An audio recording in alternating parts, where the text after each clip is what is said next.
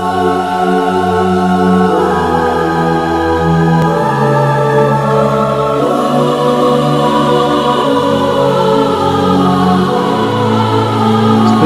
ಎಲ್ರಿಗೂ ನಮಸ್ಕಾರ. ಇವತ್ತು ನಾವು ಮಾತಾಡ್ತಿರುವ ವ್ಯಕ್ತಿ ಬಿಸ್ನೆಸ್ ಲೋಕದ ಅತಿ ದೊಡ್ಡ ಶಕ್ತಿ. ಅದು ಬೇರೆ ಯಾರೂ ಅಲ್ಲ, ಚೀನಾದ ಅತಿ ದೊಡ್ಡ ಉದ್ಯಮಿ ಆಲಿಬಾಬಾ ಸಂಸ್ಥೆಯ ಸಂಸ್ಥಾಪಕ ಜಾಕ್ ಮಾ ಅವರ ಬಗ್ಗೆ. ಒಂದು ಕಾಲದಲ್ಲಿ ಇಡೀ ಪ್ರಪಂಚವೇ ಇವರ ಕಡೆ ತಿರುಗಿ ನೋಡಿತ್ತು. ಇವರ ಸ್ಪೀಚ್ ಕೇಳಲು ಲಕ್ಷಾಂತರ ಜನ ಕಾಯ್ತಿದ್ರು. ಅಂತಹ ವ್ಯಕ್ತಿ ಇದ್ದಕ್ಕಿದ್ದಂತೆ ಮೀಡಿಯಾದಿಂದ ಮಾಯವಾಗಿದ್ದು ಯಾಕೆ ಅನ್ನೋದು ಇವತ್ತಿಗೂ ಒಂದು ದೊಡ್ಡ ಮಿಸ್ಟ್ರಿನೇ. ಇವರ ಸಕ್ಸಸ್ ಸ್ಟೋರಿ ನಮ್ಗೆಲ್ಲರಿಗೂ ಒಂದು ದೊಡ್ಡ ಇನ್ಸ್ಪಿರೇಷನ್ ಅಂತಾನೆ ಹೇಳ್ಬೋದು.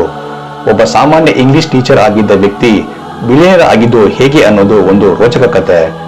ಆದ್ರೆ ಇತ್ತೀಚಿನ ವರ್ಷಗಳಲ್ಲಿ ಜಾಕ್ ಮಾ ಅವರು ಎಲ್ಲಿದ್ದಾರೆ, ಏನ್ ಮಾಡ್ತಿದ್ದಾರೆ ಅನ್ನೋ ಪ್ರಶ್ನೆ ಎಲ್ಲರನ್ನೂ ಕಾಡ್ತಿದೆ. ಸೊ ಇವತ್ತಿನ ಈ ಇಂಟ್ರೆಸ್ಟಿಂಗ್ ವಿಡಿಯೋದಲ್ಲಿ ನಾವು ಅವರ ಜೀವನದ ಅಪ್ಡೇಟ್ಸ್ ಬಗ್ಗೆ ಕಂಪ್ಲೀಟ್ ಆಗಿ ತಿಳ್ಕೊಳ್ಳೋಣ. ಹಾಗಾದ್ರೆ ಜಾಕ್ ಮಾ ಅವರು ಇಷ್ಟು ದಿನ ಎಲ್ಲಿ ಹೋಗಿದ್ರು, ಚೀನಾ ಸರ್ಕಾರ ಅವರ ಮೇಲೆ ಟಾರ್ಗೆಟ್ ಮಾಡಿದ್ದು ನಿಜಾನಾ, ಇವತ್ತು ಅವರ ಲೈಫ್ ಹೇಗಿದೆ ಅನ್ನೋದನ್ನ ಡೀಟೇಲ್ ಆಗಿ ನೋಡೋಣ ಬನ್ನಿ. ಸ್ನೇಹಿತರೆ, ಜಾಕ್ ಮಾ ಅವರ ಲೈಫ್ ಸ್ಟೋರಿ ಕೇಳಿದ್ರೆ ಯಾರಿಗಾದ್ರೂ ಮೈ ಜುಮ್ ಅನ್ಸುತ್ತೆ. ಅವರು ಹುಟ್ಟಿದ್ದು ಒಂದು ಬಡ ಕುಟುಂಬದಲ್ಲಿ, ಓದಿದ್ದು ಕೂಡ ಸಾಮಾನ್ಯ ಕಾಲೇಜಿನಲ್ಲಿ. ಅವರು KFCಗೆ ಕೆಲಸಕ್ಕೆ ಹೋದಾಗ 24 ಜನರಲ್ಲಿ 23 ಜನ ಸೆಲೆಕ್ಟ್ ಆದ್ರೆ ಇವರೊಬ್ಬರೇ ರಿಜೆಕ್ಟ್ ಆಗಿದ್ರು. ಅಷ್ಟೇ ಯಾಕೆ, ಹಾರ್ವರ್ಡ್ ಯೂನಿವರ್ಸಿಟಿಗೆ ಅಪ್ಲೈ ಮಾಡಿದಾಗ 10 ಬಾರಿ ಅವರು ರಿಜೆಕ್ಟ್ ಆಗಿದ್ರಂತೆ. ಆದ್ರೂ ಕೂಡ ಅವರು ಯಾವತ್ತೂ ಸೋಲೊಪ್ಕೊಂಡಿಲ್ಲ. Today is hard, tomorrow will be worse, but the day after tomorrow will be sunshine ಅನ್ನೋದು ಇವರ ಫೇಮಸ್ ಲೈನ್. ಇಂಟರ್ನೆಟ್ ಬಗ್ಗೆ ಸರಿಯಾಗಿ ಗೊತ್ತಿಲ್ಲದ ಕಾಲದಲ್ಲೇ ಚೀನಾದಲ್ಲಿ ಇಂಟರ್ನೆಟ್ ಕಂಪನಿ ಶುರು ಮಾಡೋ ರಿಸ್ಕ್ ತಗೊಂಡ್ರು. ಇವರ ಈ ಫೈಟಿಂಗ್ ಸ್ಪಿರಿಟ್ ಇವತ್ತು ಪ್ರತಿ ಉದ್ಯಮಿಗೂ ದೊಡ್ಡ ಪಾಠವಾಗಿದೆ.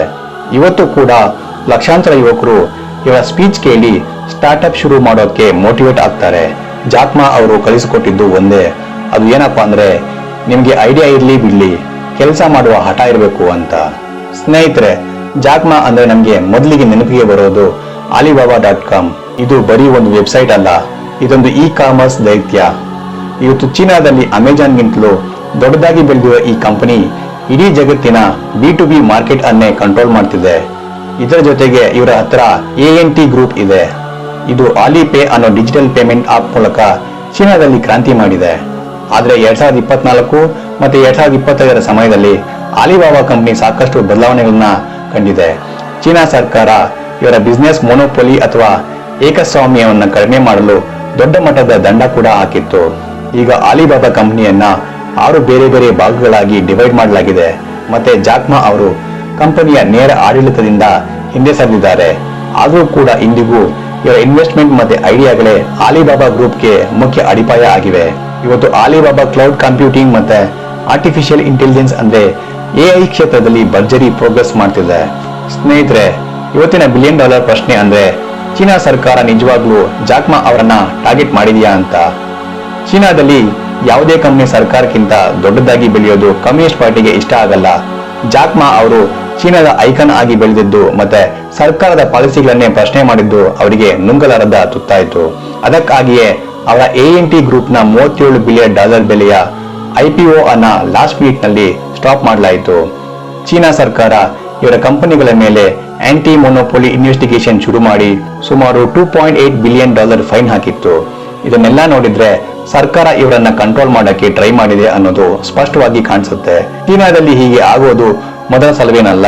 ಯಾರು ಸರ್ಕಾರದ ವಿರುದ್ಧ ಮಾತಾಡ್ತಾರೋ ಅವರನ್ನ ಸೈಲೆಂಟ್ ಮಾಡೋದು ಅಲ್ಲಿನ ರೂಲ್ಸ್ ಅಂದ ಹಾಗೆ ಇತ್ತು. ಆದ್ರೆ ಈಗ 2026ರ ಸುಮಾರಿಗೆ ಚೀನಾ ಸರ್ಕಾರ ಮತ್ತೆ ಇವರನ್ನ ಸಾರ್ವಜನಿಕವಾಗಿ ಕೆಲವು ಮೀಟಿಂಗ್ ಗಳಿಗೆ ಇನ್ವೈಟ್ ಮಾಡ್ತಿದೆ. ಅಂದ್ರೆ ಎಲ್ಲೋ ಒಂದು ಕಡೆ ರಿಲೇಷನ್ ಇಂಪ್ರೂವ್ ಆಗ್ತಿದೆ ಅಂತ ಅನ್ಸುತ್ತೆ.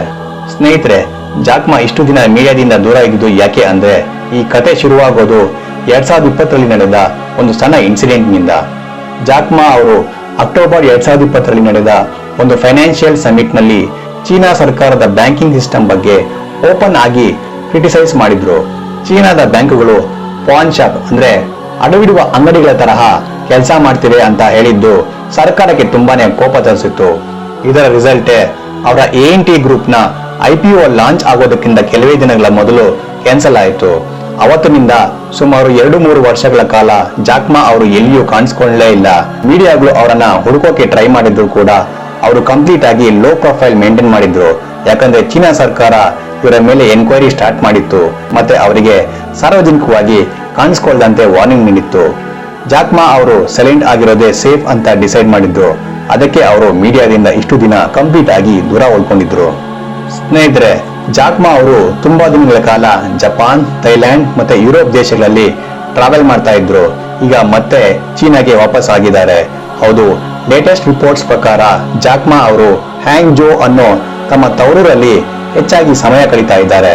ಇತ್ತೀಚೆಗೆ ಮಾರ್ಚ್ 3, 2026ರಂದು ಅವರು ಒಂದು ಸ್ಕೂಲ್ನಲ್ಲಿ ಸಾರ್ವಜನಿಕವಾಗಿ ಕಾಣಿಸಿಕೊಂಡು ಎ ಬಗ್ಗೆ ತಮ್ಮ ಐಡಿಯಾಗಳನ್ನ ಶೇರ್ ಮಾಡ್ಕೊಂಡಿದ್ದಾರೆ. ಇವರು ಈಗ ಕಂಪ್ನಿ ರನ್ ಮಾಡೋದಕ್ಕಿಂತ ಹೆಚ್ಚಾಗಿ ಎಜುಕೇಶನ್ ಅಂದ್ರೆ ಶಿಕ್ಷಣ ಮತ್ತೆ ಟೆಕ್ನಾಲಜಿ ಮೇಲೆ ಫೋಕಸ್ ಮಾಡ್ತಿದ್ದಾರೆ. ವಿಶೇಷವಾಗಿ ಅಗ್ರಿಕಲ್ಚರ್ ಮತ್ತೆ ಸಸ್ಟೈನಬಲ್ ಫಾರ್ಮಿಂಗ್ ನಲ್ಲಿ ಹೊಸ ಇನ್ವೆನ್ಷನ್ ಮಾಡೋಕೆ ಅವರು ಇಂಟ್ರೆಸ್ಟ್ ತೋರಿಸ್ತಿದ್ದಾರೆ. ಜಗತ್ತಿನಾದ್ಯಂತ ಹೊಸ ಟೆಕ್ನಾಲಜಿ ಹೇಗೆ ಬಡತನ ದೂರ ಮಾಡುತ್ತೆ ಅನ್ನೋದರ ಬಗ್ಗೆ ಅವರು ರಿಸರ್ಚ್ ಮಾಡ್ತಿದ್ದಾರೆ. ಅವರು ಈಗ ಒಬ್ಬ ಪಕ್ಕಾ ಟೀಚರ್ ಆಗಿ ತಮ್ಮ ಲೈಫ್ ಎಂಜಾಯ್ ಮಾಡ್ತಿದ್ದಾರೆ ಅಂತ ಅವರ ಆಪ್ತರು ಹೇಳ್ತಾ ಇದ್ದಾರೆ. ಅವರು ಈಗಿನ ಯುವ ಪೀಳಿಗೆಗೆ AI ಯುಗದಲ್ಲಿ ಹೇಗೆ ಬದುಕಬೇಕು ಅನ್ನೋದನ್ನ ಕಲಿಸ್ಕೊಡ್ತಾ ಇದ್ದಾರೆ. ಸ್ನೇಹಿತರೆ, ಕೊನೆಯದಾಗಿ ನೋಡೋದಾದ್ರೆ ಆಲಿಬಾಬಾ ಸಂಸ್ಥೆ ಇವತ್ತು ಜಾಗತಿಕ ಮಟ್ಟದಲ್ಲಿ ದೊಡ್ಡ ಚಾಲೆಂಜಸ್ ಎದುರಿಸ್ತಾ ಇದೆ. ಟಿಕ್ಟಾಕ್ ನಂತಹ ಹೊಸ ಆಪ್ಗಳು ಮತ್ತೆ ಗೂಗಲ್ ನಂತಹ ಕ್ಲೌಡ್ ಕಂಪನಿಗಳ ಜೊತೆ ಇವರು ಫೈಟ್ ಮಾಡಬೇಕಾಗಿದೆ. ಜಾಕ್ ಮಾ ಅವರು ಈಗ ಕಂಪನಿಯ ಬೋರ್ಡ್ ಇಂದ ಅಫಿಷಿಯಲ್ ಆಗಿ ರಿಟೈರ್ ಆಗಿರ್ಬೋದು, ಆದ್ರೆ ಅವರ ಅಡ್ವೈಸ್ ಇಲ್ಲದೆ ಆಲಿಬಾಬಾ ಕಂಪನಿಯಲ್ಲಿ ಏನು ನಡೆಯೋದಿಲ್ಲ.